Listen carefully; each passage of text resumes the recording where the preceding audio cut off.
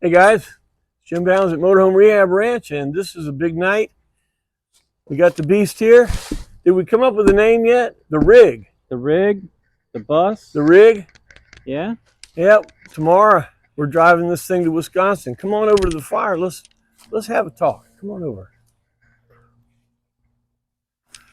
All right.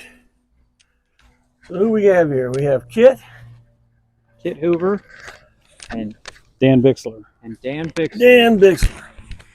Well, this beast is actually, both of these people had this thing. Dan got it first. Dan, talk about where this thing came from. How'd you get it? So I saw it on a Craigslist ad in Sarasota, Florida, which is about 50 miles south of me. And I really like the nostalgic look. I like the GMC rigs, and I just wanted to go look at it. The price looked right.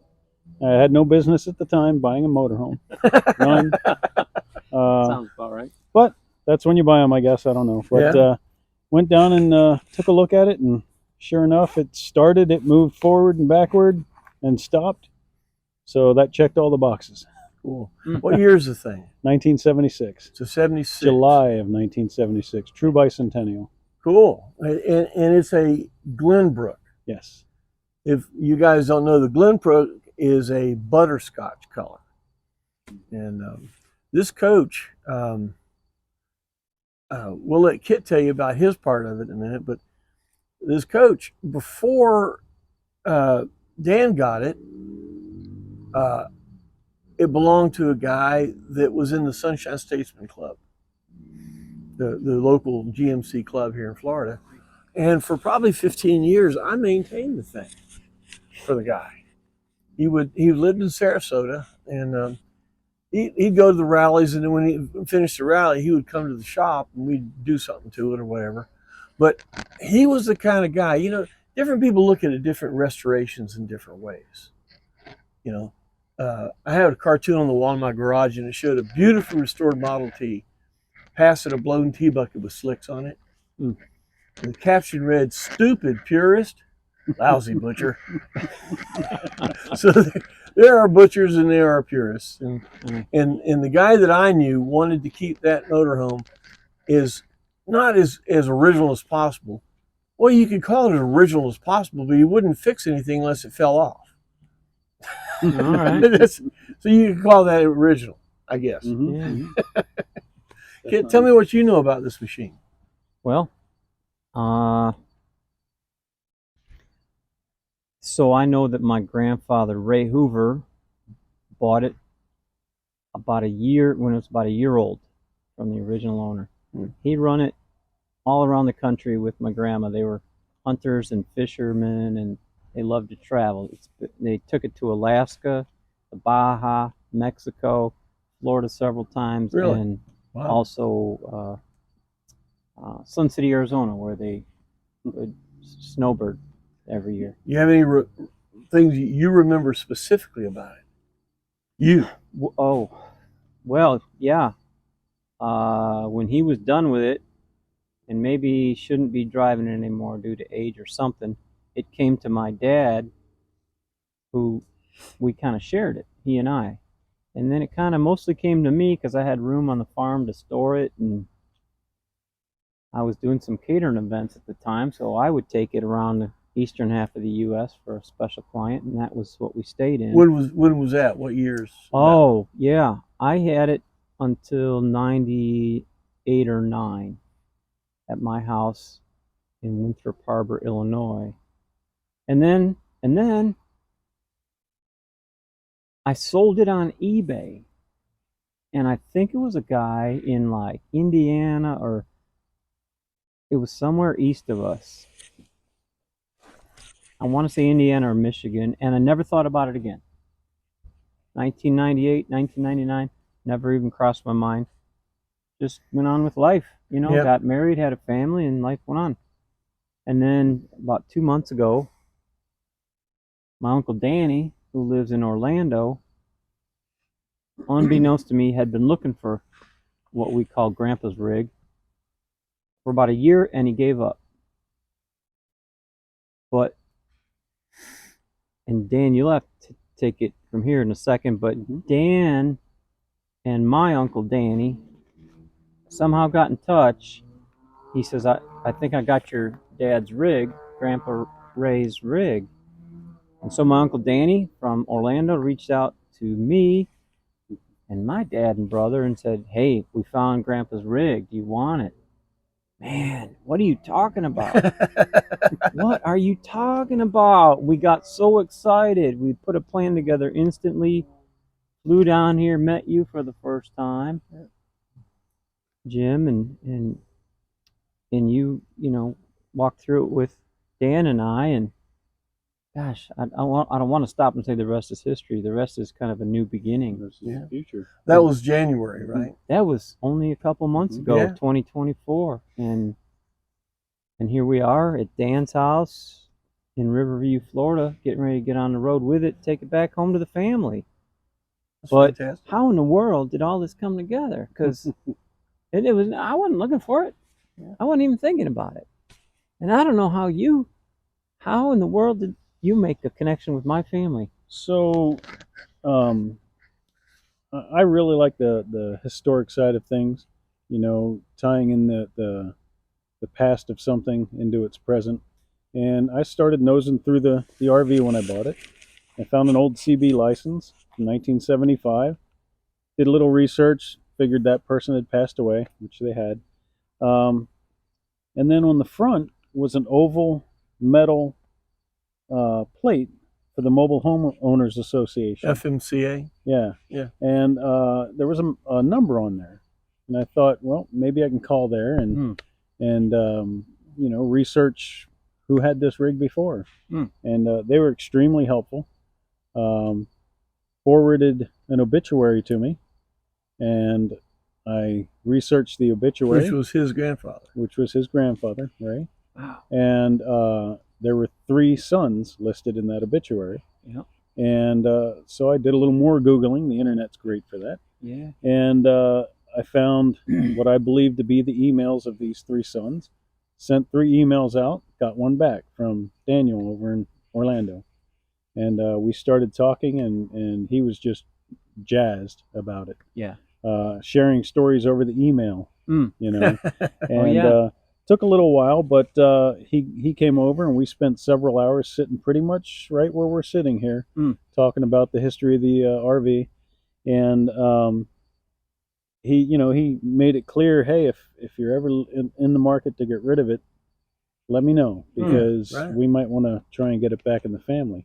Wow. Well, that got the wheels really turning on my side, you know, and I'm like, that'd be really cool, you know. I didn't buy it with that in mind, but I remember you said to me, and I don't mean to interrupt your story, but it's part of your story. A week or 2 ago, you said, when you thought about getting it back in the hands of the family, you said, hey, I can get another one. Oh, yeah. But this is a special one. Exactly. You guys. That's right. It is. Yep, I can get another GMC. They're available, but this has history and people that were looking for it. Yeah. You know? There are a lot of coaches showing up now. It's kind of like the families are on the fence. You know, they've owned them for a really long time, and they finally, you know, they're going to sell them, or some guy's owned it for 20 years and he passes away. Right. So there are a lot of motorhomes showing up right now. Yeah. You know, how did you get in touch with me? How did you think about calling me? That's what I want to know. That's a good one. That's a good one. Yeah. So we got so excited. Dad, my dad, Lon Hoover, who's 83 and a half, my brother John, who lives in California. We got so excited about it. So I just started doing some research. I'm like, well, you know, now my Uncle Danny that you met, he had sent me several emails and had mentioned your name once or twice. Then I started looking into Facebook groups, and somebody's like, well, I got a Jim Bounds Classic, or Jim, hey, anybody wants to, we're going to, talking to Jim Bounds. And I kept seeing this name, Jim Bounds, popping up. I'm like, who is this guy, Jim Bounds? So looking, oh, wow, he used to run 25 years. he rebuilt these. He had all these employees. Man, this guy must really know what he's talking about. That's pretty cool. I wonder where he's at. Oh, you gotta be kidding me. Hour and a half away from the rig? What? I don't know. And I reached out to somebody because they weren't sure if you were well. I know, if you were healthy. I said, well, gosh, I'm not going to call this guy. Oh, just try calling him. He'll just hang up on you or something if he's not well, whatever. Just call him. I dial this number and I get, hello? I go, I felt like I was talking to a celebrity. Is this Jim or his keeper? Can I talk to Jim? Can I get through to Jim? Yeah, this is Jim. Do I know you? I said, not yet. Well, then you must be thinking about buying a GMC motorhome. And that's how I got, because everybody was talking about you were the guy, and for my Uncle Danny to be in Orlando and come see you, and you're here, and then Jim's this guy I'm supposed to find, and Jim lives here too. I was the only one that was out of town. I had to fly in. You sent a picture to me of it. You sent a picture. Okay. And it keyed in me because the only coach that I ever really dealt with that was butterscotch was this one coach. No kidding. Okay. And I told that your buddy that came with you down. Oh, he was Dave, a retired painter. Yeah, body man. And I told Dave, I said, listen, man, if that's the coach, the right rear pillar has been repaired. And that's right where you went when you got and he did too. He went right to it. And he said, yep, there it is. He's a paint guy, right? Yeah. It was really something. I hadn't seen that thing in, God, 10 years? Yeah. Almost 10 years. The guy was a part of the club, and I dropped out of the club, and, then, the business went down, and it was amazing when I saw that picture. Yeah. Butterscotch. Whoa, there it is, the butterscotch. Jim, tell me about that T-shirt you're wearing. Oh, well, this is where we're going. We're going to Wisconsin. He sent me the shirt, and boy, it made probably a big sound because of the microphone. Sorry about that. But this will be the third road trip. It seems like folks are always wanting to pick these things up, and they're scared to death to drive them. And I've never met one I didn't like. And they usually will try to not file on me because they know I'll cut his dingle box off. Wait, let's edit that. I know where the wires go. They know the reputation. Oh, well, man. What we're doing tomorrow, we've been working on it now since January. We sat down and talked about things to buy and all that, and by God, he did do it. So we came over today from Orlando, did some things. Tomorrow morning, we get up, we're going to get it another couple, 3 hours worth of work. And we're heading to Wisconsin. We got a 12-gallon marine boat tank because the tanks are so nasty, we're not even going to take a chance. So we're going to fill this thing up and run it on a plastic fuel tank. He got some new tires. The brakes don't seem to be messing up. They're okay. They're staying cool. We did belts and oil. Belts and oil. It's got an Edelbrock carburetor on it that's going to be real fun for me to listen to see how that works. I had an Edelbrock on my 59 Plymouth. Oh. Yeah. Well. Was that the last one you had? Yeah. Your last Edelbrock? My last antique car. All right. See, I don't need to do that anymore. These things are antiques. I can sit down and work on the motor in the living room. Yeah. When you think about it. And all the money that I spend in this antique car, we get something out of it. We can go somewhere in it. We can sleep in it. You can go take a crap twice. Sure. You can go to sleep. Go do that in your car. See what you think about that. They really frown on it. I'll tell you. They do. Yeah, I used to think about it, and I would work on a car for years. Sleep under the thing. Janie would get mad at me about it. So we get it to a point that you're going to take it to a car show. Now wait a minute.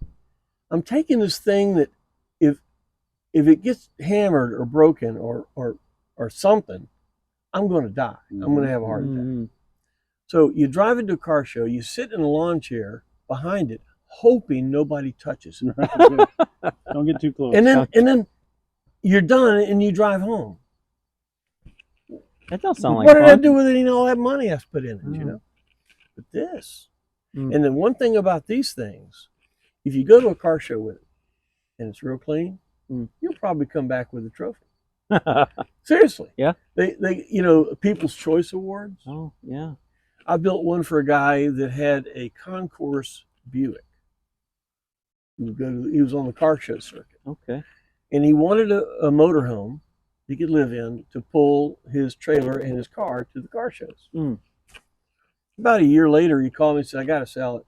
Mm. Said, I'm getting more interest in the motorhome than I am in my car. And he's got like $100,000 or something more than that in that stupid car. Oh, man. So the motorhome was more interesting than his car. Mm-hmm. You and know, that's the way these are now. You know? I'm excited about our trip because even all three of us sitting here would agree that it doesn't matter how pretty something is if it doesn't run well. That was something my grandfather always said.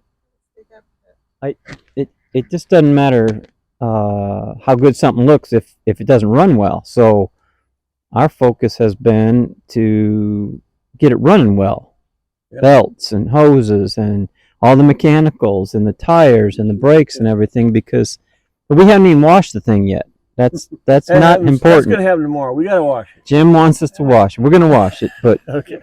I'm going to take this thing. We're going to drive this thing. We're not going over 60 miles an hour. We're just going to cruise right along, love it, and make sure that what's the words to get home?